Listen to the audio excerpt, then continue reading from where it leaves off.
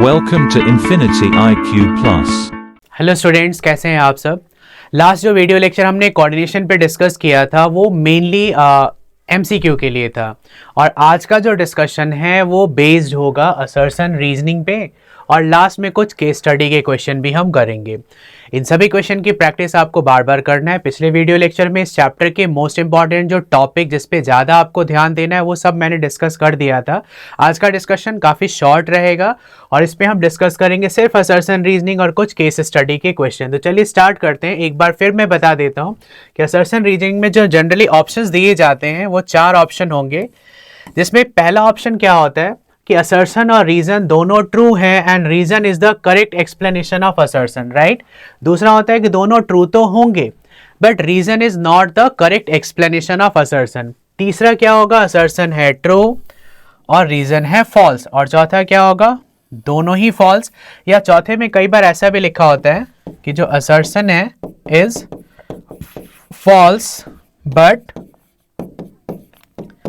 Reason is true. तो ये options को पढ़ लेना है, कई बार चेंज कर देते हैं कुछ भी, तो ऑप्शन को पढ़ के फिर क्वेश्चन पे आना ज्यादा बेटर रहेगा। फर्स्ट क्वेश्चन है, toxic metal ions are removed by chelating ligands. Yes, जो चेलेटिंग, जैसे एडिटा जो है वो भी चेलेटिंग इफेक्ट शो करता है और डाइडेंटेट भी तो करते ही है। तो बॉडी में लेड पॉइजनिंग से हमें प्रोटेक्ट कर सकता है एडिटा का कॉम्प्लेक्स। तो लेड पॉइजनिंग से प्रोटेक्ट करता है, मतलब टॉक्सिक मेटल्स आयन को रिमूव करने के काम को चेलेटिंग लिगेंड बहुत अच्छे ढंग से कर सकते हैं। And chelating complex tend to be more stable, right. Stability का एक मेन रीजन हमेशा से आप देखो तो चेलेटिंग इफेक्ट भी होगा। तो इसमें दोनों पॉइंट सही हैं और ये करेक्ट एक्सप्लेनेशन भी है स्टेबल कॉम्प्लेक्स बनाने की टेंडेंसी। तो ऐसे केस में आप ए ऑप्शन को टिक करते हैं, राइट। नेक्स्ट क्वेश्चन है, FeCN6 negative ions show magnetic moment corresponds to 2 unpaired electron. जब Fe3+ के आप कॉन्फ़िगरेशन करेंगे तो इसमें 3d6 आएगा और d6 में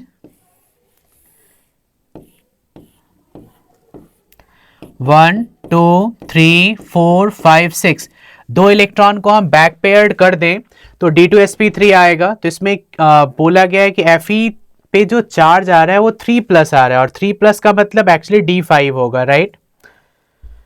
Fe पे चार्ज x -6 -3 x = +3 और Fe होता है 26। इसकी कॉन्फ़िगरेशन लास्ट में आता है 3d6 and 4s2। 3 electron lose करा दोगे तो d5 होगा, राइट। d5 होना चाहिए।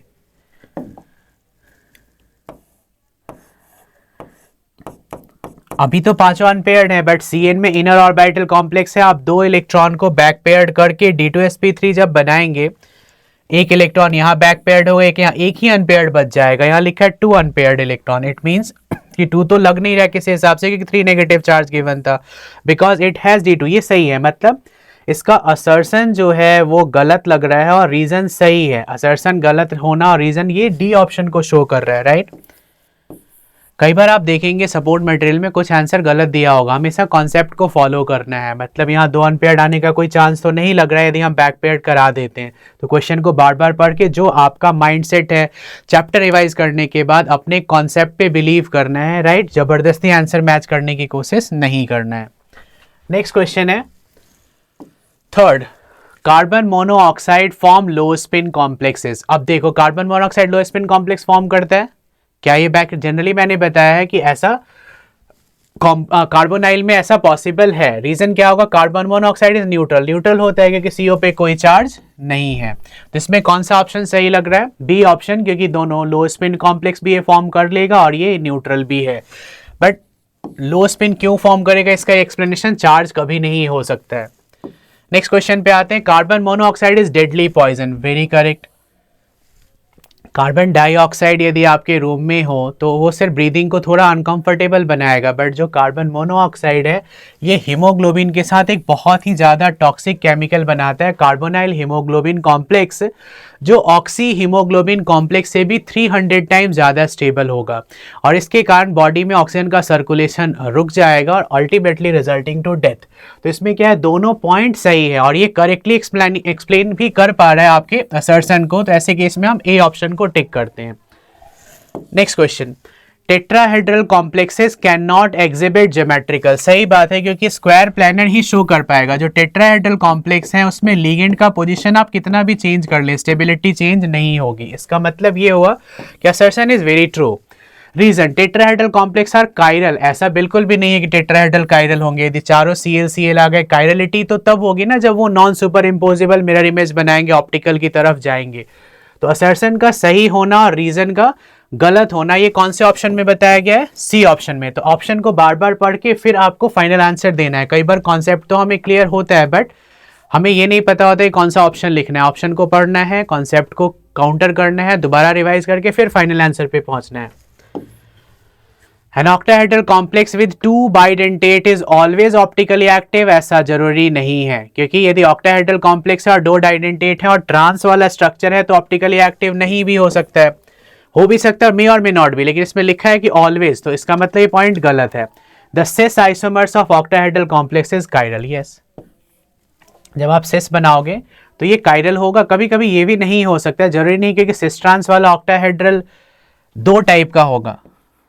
एक ऐसा होगा, यहाँ CL यहाँ NH3 है तो ये नहीं होगा, और एक होगा कि यहाँ CL और ये सब डाइडेंटेट हैं लाइक EN तो हो भी जाएगा। तो ये गलत भी हो सकता है। ऐसे केस में हम डी ऑप्शन को टिक कर सकते हैं कि डी में बोथ इनकरेक्ट को बताया गया है, राइट। नेक्स्ट क्वेश्चन है असर्शन का, ionization isomerism is shown by complexes having ambidentate. Ionization के लिए एम्बिडेंटेट का होना जरूरी नहीं है। एम्बिडेंटेट के लिए क्या बताया गया था कि कॉम्प्लेक्स के अंदर जो लीगेंड होगा वो एम्बिडेंटेट लीगेंड यदि है तो लिंकेज आइसोमेरिज्म शो करेगा, राइट, लिंकेज। तो मतलब ये सही नहीं है। Ambident ligands have two possible ligating देखो एम्बिडेंट में क्या होता है, दो होते हैं लिगेटिंग सेंटर बट एक बार में कोई एक्टिव एक ही रहेगा, दोनों एक्टिव नहीं होंगे। EN और OX की बात करें तो उसमें दो डोनर एटम होते हैं और दोनों एक्टिव डोनर होते हैं, but CN minus NC minus में दो डोनर है, एक्टिव कोई एक ही रहेगा। तो ambident ligand have two possible ligating centre, ऐसा नहीं, दो होंगे बट एक्टिव कोई एक ही रहेगा। इसमें भी आप ऑप्शन डी को टिक करेंगे, राइट। नेक्स्ट क्वेश्चन है, FeCN6 3 negative is more paramagnetic than Fe। देखो इसमें इनर ऑर्बिटल कॉम्प्लेक्स होगा तो अनपेयर्ड इलेक्ट्रॉन या तो नहीं होंगे या बहुत कम होंगे। ये आउटर है तो इसमें ज्यादा होंगे, मतलब किसे ज्यादा पैरामैग्नेटिक होना चाहिए, FeCN को, बट इसमें क्या लिखा है, Fe-F6 को मोर पैरामैग्नेटिक होना चाहिए, बताया गया FeCN6 को, मतलब असर्शन सही नहीं है। और रीजन पे आते हैं, Fe-F6 3 negative has more number of unpaired electron, ये सही है। थोड़ा प्रॉब्लम क्या है ना कि डी ऑप्शन में मैंने इसलिए और करके लिख दिया क्योंकि जो लास्ट वाला ऑप्शन होता है वो जनरली क्या होता है कि असर्शन रॉन्ग और रीजन करेक्ट, लेकिन इसमें क्या है कि दोनों इनकरेक्ट है, वो भी डी ऑप्शन में ही। थोड़ा ऑप्शन देने का तरीका इनका गलत है।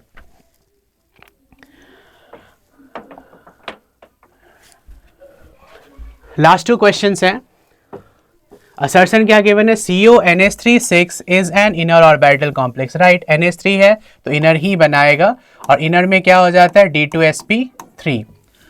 रीजन गिवन है, फॉर्म्स ऑक्टाहेड्रल कॉम्प्लेक्स, राइट। ये ऑक्टाहेड्रल कॉम्प्लेक्स बना रहे, ये भी सही है, लेकिन इनर क्यों है, क्योंकि इनर डी का यूज हो रहा है N-1D का, ये रीजन होना चाहिए। मतलब दोनों पॉइंट करेक्ट तो हैं बट क्या रीजन असर्शन को करेक्टली एक्सप्लेन कर पा रहा है, नहीं। तो ऐसे केस में हम क्या लिखते हैं, बी ऑप्शन, राइट। लास्ट है FeOX oxalate ion whole thrice 3 negative is more stable, stable होगा FeH2O से। रीजन क्या है कि OX एक चिलेटिंग इफेक्ट शो करता है और चिलेटिंग लिगेंड ज्यादा स्टेबल कॉम्प्लेक्स बनाते हैं, तो आई गेस ये रीजन भी बिल्कुल करेक्ट है, it is a chelating complex. तो जब दोनों पॉइंट सही हों और एक्सप्लेनेशन भी सही है तो ऑप्शन हम ए को टिक करते हैं, ओके। तो ये था हमारा असर्शन रीजनिंग का क्वेश्चन, जिसमें एग्जाम में तो आप श्योर रहो कि ऑप्शंस काफ़ी सही ढंग से गिवन होंगे, ऐसे मिसप्रिंट एंड मिस्टेक ज़्यादा होंगे नहीं। यहाँ थोड़ा कन्फ्यूजन क्रिएट हो रहा है और ये वीडियो लेक्चर आपके कन्फ्यूजन को क्लियर करने के लिए ही बनाया जा रहा है। नेक्स्ट क्वेश्चन है केस स्टडी बेस, और केस स्टडी में मैं हमेशा सजेस्ट करता हूँ कि आप इसको बिना पढ़े हुए सॉल्व कर सकते हैं यदि चैप्टर का कॉन्सेप्ट आपका क्लियर है। ये पढ़ना बस इसलिए कि आपको आइडिया लग जाए कि कौन से चैप्टर्स है, जैसे VVT, N-1D, इसको देखते ही आप समझ जाओगे कि कोऑर्डिनेशन कंपाउंड का ही ये केस स्टडी वाला क्वेश्चन है। बट बिना पैराग्राफ रीड किए हम डायरेक्टली क्वेश्चन पे आते हैं और फिर देखते हैं ये सॉल्व हो पा रहा है या नहीं हो पा रहा है। Number of unpaired electron present in COF6 3 negative, right. अब इसमें आउटर ऑर्बिटल कॉम्प्लेक्स है x minus 6 minus 3 x equal plus 3। Cobalt 27, इसमें जो कॉन्फ़िगरेशन आता है लास्ट में 3d7 एंड 4s2 और इस पर 3 प्लस चार्ज हम करते हैं तो 3 इलेक्ट्रॉन लूज कराने के बाद ये 3d6 आ जाएगा। और d6 का मतलब क्या है, कितने अनपेयर्ड होंगे, 1 2 3, हर्ट्ज रूल अप्लाई करना है, 4 अनपेयर्ड इलेक्ट्रॉन आ रहे हैं तो इस पर टिक कर दो आप, 4 वाले पे 4 का ऑप्शन एक गिवन है, राइट। पैरामैग्नेटिक कॉम्प्लेक्स, इसके लिए अब ये क्वेश्चन इतना इंपॉर्टेंट है, मैंने पहले भी आपको बताया कि निकल की ये तीनों एग्जाम्पल बहुत ही ज़्यादा इंपॉर्टेंट है, जिसमें ये दोनों डायमैग्नेटिक होते हैं, क्योंकि ये एक्चुअली डायमैग्नेटिक दोनों होंगे क्योंकि इनमें अनपेयर्ड इलेक्ट्रॉन नहीं आएगा, इसमें अनपेयर्ड आएगा। यहाँ हाइब्रिडाइजेशन sp3 होता है, इसमें dsp2 आएगा, इसमें भी sp3 ही आएगा, dsp2 नहीं आएगा, sp3, बट अनपेयर्ड इलेक्ट्रॉन नहीं होगा तो ये डायमैग्नेटिक, जो B होगा वो पैरामैग्नेटिक होगा, राइट। तो पैरामैग्नेटिक कॉम्प्लेक्स कौन सा है, बी ऑप्शन इज करेक्ट। बाकी सब डायमैग्नेटिक है क्योंकि अनपेयर्ड इलेक्ट्रॉन एक भी बचता नहीं है वीवीटी के बाद। आउटर ऑर्बिटल कॉम्प्लेक्स, जहां भी हेलोजन दिख जाए उस पर टिक कर देना है। हेलोजन वाटर कार्बोनाइल ज्यादातर आउटर बनाते हैं और CnNH3 में इनर बनने के चांसेस होते हैं। इनर ऑर्बिटल कॉम्प्लेक्स इन्वॉल्व, जो इनर ऑर्बिटल है वो इनर क्यों है, क्योंकि उनका इनर डी जो n-1 डी है वो अवेलेबल या वो पार्टिसिपेट करेगा हाइब्रिडाइजेशन में, राइट। तो हमेशा देखो, बिना पैराग्राफ पढ़े, हमने पैराग्राफ रीड नहीं किया फिर भी हम आंसर कर पा रहे हैं। यदि आपका भी चैप्टर कॉन्सेप्ट बेटर है तो आप आसानी से इसे भी आंसर कर पाओगे, राइट। नेक्स्ट क्वेश्चन पे आते हैं। ये भी पैसेज का ही है, पैसेज रीड करके पता लग गया, इजी T2G देख के किसी चैप्टर का है, बाकी डायरेक्टली आप क्वेश्चन पे आ सकते हो। The cause of removal of degeneracy of D orbital in a coordination compound. Degeneracy of D orbital क्यों रिमूव होता है, क्योंकि स्प्लिटिंग होगा। किस कारण से होगा, क्योंकि इलेक्ट्रॉन, लिगेंड के इलेक्ट्रॉन और मेटल के इलेक्ट्रॉन एक दूसरे को रिपेल करने लग जाते हैं, तो जब भी स्प्लिटिंग होगी तो ये रिपल्सन ही मेन रीजन आएगा। The crystal field splitting is, crystal field splitting octahedral में हो या टेट्राहेड्रल में हो, ये बेसिकली होता क्या है, तो इसमें देखिए, the splitting of the degenerate level due to presence of ligand in a definite geometry. Splitting of f orbital, p orbital, ये सब नहीं होता, पहला ऑप्शन इसका करेक्ट हो जाएगा। The energy of easy orbital in octahedral, octahedral को जब आप स्प्लिट ऐसे कराते हैं तो नीचे का लेवल होता है T2G, ऊपर का लेवल होता है ईजी, बैरी सेंटर के अलॉन्ग ये जो एनर्जी गैप पढ़ाया जाता है वो 3 आउट ऑफ 5 और ये 2 आउट ऑफ 5, तो हमें इजी का पूछा गया है तो 3 आउट ऑफ 5 आ जाएगा। T2G का आता है 2 आउट ऑफ 5। करेक्ट रिलेशनशिप, इस पे भी आजकल काफी क्वेश्चंस आ रहे हैं और इस पे अभी मैंने पिछले वीडियो लेक्चर में एक न्यूमेरिकल एक क्वेश्चन भी कराया था कि ऑक्टाहेड्रल और टेट्राहेड्रल का रिलेशनशिप क्या है, delta T equal 4/9 delta O। इस पे टिक कर देना है, बाकी सब गलत ऑप्शन है। पैराग्राफ की रीड किए बिना ही हम सॉल्व कर पा रहे हैं क्योंकि चैप्टर का कॉन्सेप्ट क्लियर है। पैराग्राफ एक बार देख लेना है, गो थ्रू करना है कि कौन से चैप्टर का है, तो आप सोचोगे उस चैप्टर के अकॉर्डिंग, हाँ ये चैप्टर मैंने पढ़ा हुआ है, ये पैसेज वाले क्वेश्चन हो जाएंगे। देख के पता लग गया डेटा और ये सब की ये कोऑर्डिनेशन का क्वेश्चन है, तो डायरेक्टली आप आ जाओ क्वेश्चन पे। एम्बिडेंट लिगेंड, एम्बिडेंट लिगेंड वो लिगेंड होते हैं जिनके पास 2 डोनर एटम होंगे बट एक्टिव डोनर कोई एक ही होगा, और ऐसा Cn में ही पॉसिबल है। N के पास भी लोन पेयर है, C के पास भी, बट यदि C डोनेट कर रहा है तो N नहीं करेगा और N कर रहा है तो C नहीं। ऐसे लिगेंड्स को हम एम्बिडेंटेट बोलते हैं, बाकी सब मोनोडेंटेट हैं। Total number of donor site EDTA 4 negative, इसका नाम क्या होता है, ethylene diamine tetra acetate ion. इसकी जब आप स्ट्रक्चर बनाएंगे तो CH2N, N पे lone pair, CH2COO negative, CH2COO negative, फिर CH2COO नेगेटिव। तो कितने डोनर एटम आ गए, 2 नाइट्रोजन और 4 ऑक्सीजन, टोटल 6 इसमें डोनर एटम है। और पूछा गया डोनर एटम, इसे बोलते हैं हेक्साडेंटेट। चार्ज होता है 4 नेगेटिव और डेंसिटी क्या है 6, तो हेक्सा डेंटेट लिगेंड होगा। ज़्यादातर सिलेबस में मोनोडेंटेट है, कुछ एम्बिडेंटेट है, एक ट्राइडेंटेट है डाइइन डाइथाइलिन ट्राइएमाइन और एक हेक्साडेंटेट भी है सिलेबस में। लिगेंड विद मैक्सिमम डेंटिसिटी, अब देखो यहाँ पे डोनर एटम एक ही होगा, है तो एम्बिडेंटेट बट एक्टिव तो कोई एक ही रहेगा ना आइसोसाइनाइड में, NH3 में भी एक है, यहाँ पे सिर्फ O है, ये सब मोनोडेंटेट है। लेकिन ये क्या हो जाएगा, एक डाइडेंटेट, तो सबसे ज्यादा डेंटिसिटी किसकी है, C2O4 2 नेगेटिव की, राइट। और हमारा लास्ट क्वेश्चन है चेलेटिंग लीगेंड। चेलेटिंग लीगेंड्स मतलब डाइडेंटेट मल्टीडेंटेट ही चेलेटिंग होंगे, मोनोडेंटेट चेलेटिंग नहीं होंगे। तो ये आपका मोनोडेंटेट है NH3, अमाइन, एक्वा और CN एम्बिडेंटेट। तो इसमें जो मल्टीडेंटेट्स होते हैं EDTA4 नेगेटिव होना चाहिए था, वो चेलेटिंग इफेक्ट शो करेंगे। तो ये शॉर्ट वीडियो लेक्चर हमारा डेडिकेटेड था मेनली केस स्टडी पे और असर्शन रीजनिंग पे। आप दोनों वीडियो लेक्चर को एक साथ देखिए, अपना चैप्टर रिवाइज करें, तो बहुत ऐसे कम चांसेस हैं कि इससे बाहर कुछ भी आपके फाइनल एग्जाम में पूछा जाएगा। रिविजन प्रॉपरली करते रहना है NCERT से, सपोर्ट मटेरियल से।